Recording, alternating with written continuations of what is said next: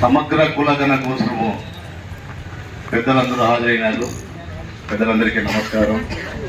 అలాగే ముఖ్యంగా ఈ సమావేశం పెట్టడానికి కారణం ఏంటంటే బీసీలు వెనుకబడిపోయినాం.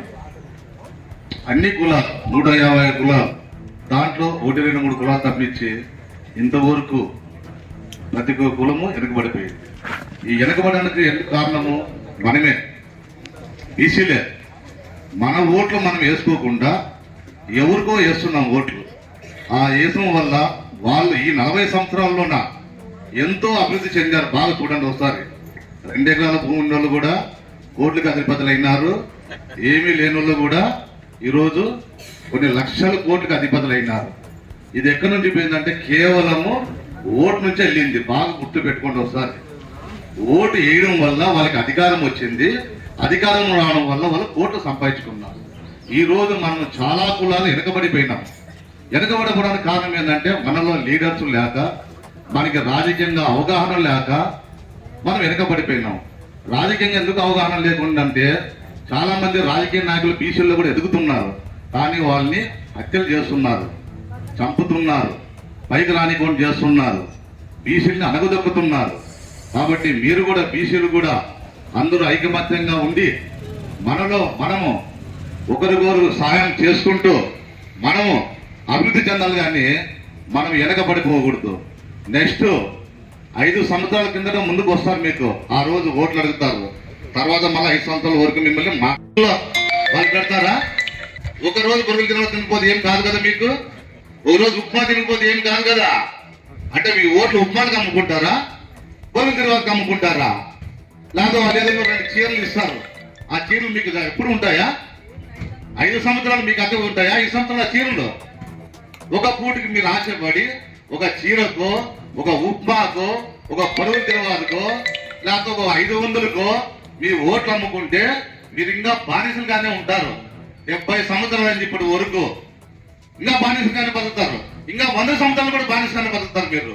కాబట్టి ఇప్పటికైనా తెలుసుకోండి బీసీలు, మన హక్కులు మనం కాపాడుకుందామే, మన విలువలు మనం కాపాడుకుందామే.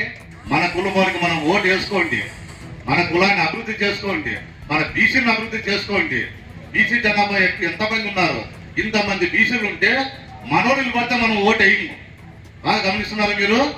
మన బీసీలు నిలబడితే మనం ఓటు వేయము. ఎందుకంటే వారు రేపొద్దున నా ముందు అట్లా తిరుగుతాడు, ఇట్లా తిరుగుతాడు, తెల్లగా తిరుగుతాడని చెప్పి మీ ఓటు లేదని మీకేము. నిజమని నేను చెప్పేది అబద్ధమా చెప్పండి.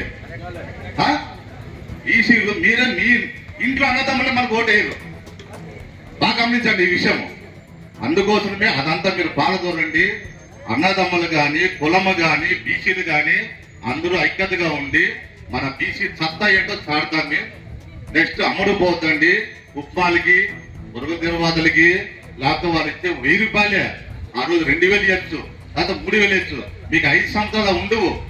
మీరు టీ తాగిన ఖర్చు అది. మీకు 2000 ఇస్తానంటే మీరు ఎన్నోసారి టీ తాగి వదిలేసిన ఖర్చు. కాబట్టి ఈ బీసీ సమన్వయ కమిటీ అనేది ఒకటి మంచి ఉద్దేశంతో దీన్ని పెట్టినారు. ఇది మంచి భవిష్యత్తు ఉంది దీనికి. మీ బీసీలకు మంచి భవిష్యత్తు ఉంది. ఎస్సీలకు ఆటోమేటిక్ రిజర్వేషన్ ఉన్నాయి, వాళ్ళు ఎమ్మెల్యేలు అయిపోతున్నారు. ఓసీలు అంటావా ఫార్వర్డ్ అయిపోయినారు. వాళ్ళు ఆటోమేటిక్ అధికారం చెలాయించుకుంటున్నారు. ఇప్పుడు వెనకబడిన కులాలు కొన్ని ఉన్నాయి. నాయి బ్రాహ్మణ కానీ, రజక కానీ, వడ్డర్లు కానీ, ఎన్నో కులాలు, 150 కులాలు. ఎంత హీనంగా ఉంటారు పరిస్థితి తెలుసా? ఇదే నియోజకవర్గంలోన వడ్డర్లు అధిక శాతంలో ఉన్నారు. లాస్ట్కి వడ్డర్లకు ఇస్తామని చెప్పి సీటు మళ్ళా ఎవరికో ఓసీలకి వెళ్ళిపోయింది. అంటే మన బీసీని రానీరు. కాబట్టి మీరు సపోర్ట్ చేసుకొని, మనమంతా సపోర్ట్ చేసుకొని, ఒక వడ్డరే కాదు, ఒక నాయ బ్రాహ్మణే కాదు, ఒక వాల్మీకే కాదు, ఒక కురువే కాదు, ఒక వాల్మీకి నిలబడినానుకో మన సోదరుడు అని చెప్పి బీసీలు అందరూ కలిసి వాళ్ళకి ఓట్లు వేయాలి. లేదు ఒక నాయ బ్రాహ్మణ్ నిలబడినారు అనుకో బీసీలు అందరూ కలిసి వాళ్ళకి ఓట్లు వేయాలి, మిగతా బీసీలు అంతా కలిసి. అంతేగాని మీరు ఓసీకి ఎక్కినారు అనుకో వాళ్ళు రేపదం మిమ్మల్ని బానిసగానే చూస్తారు. మీరు ఇళ్ళ కాటికి పోయినా కానీ మీకు లేరని చెప్తారు. అదే ఎలక్షన్ ముందరైతే మీకు పిలుచుకొని బాగా మర్యాదలు చేస్తారు. ఎలక్షన్ అయిపోయిన తర్వాత మిమ్మల్ని పట్టించుకోరు.